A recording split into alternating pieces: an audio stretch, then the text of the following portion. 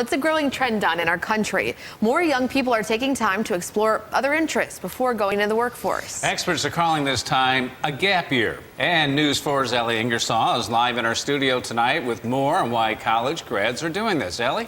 Donna and Alina, more and more recent graduates are looking to take time before working full-time to pursue other interests and goals. It's a trend students and many others around campus are talking about.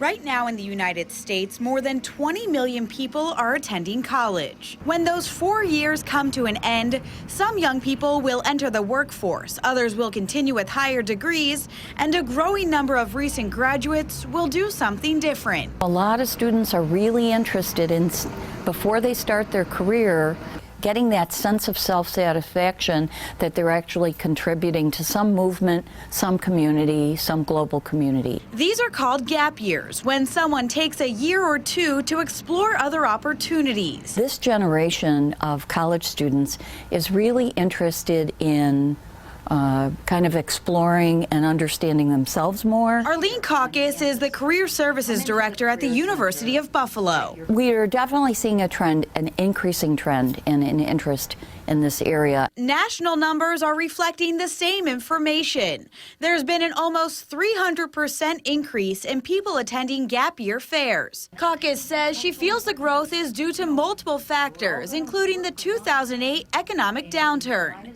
In the year following that, the number of recent grads looking into gap years had a significant increase. A lot of young people who were in school decided to try something different because perhaps the opportunities for their employment in their field weren't as robust as they had been in the past. Aside from being UB's Career Services Director, Caucus is a mom who has a daughter currently taking the gap year track. We're all going to work a long time, and you might as well find something and pick something that you really like. Carrie Brooks is a junior English major at UB.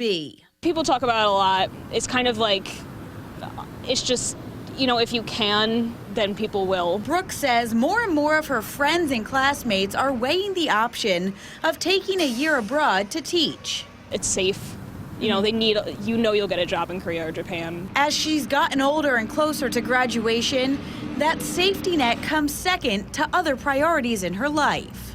I was thinking about going abroad because it's a good experience and it, you know, good life experience. You get to live in a different culture, but at this point in my life, there's people I can't just like abandon. The American Gap Association says some of the top reasons young people take gap years is to find themselves and discover what they want to do. While a gap on a resume may concern some, Caucus says employers find more advantages than disadvantages to taking time off to explore different opportunities. The opportunity for them to just really develop into young professionals who can contribute to the world.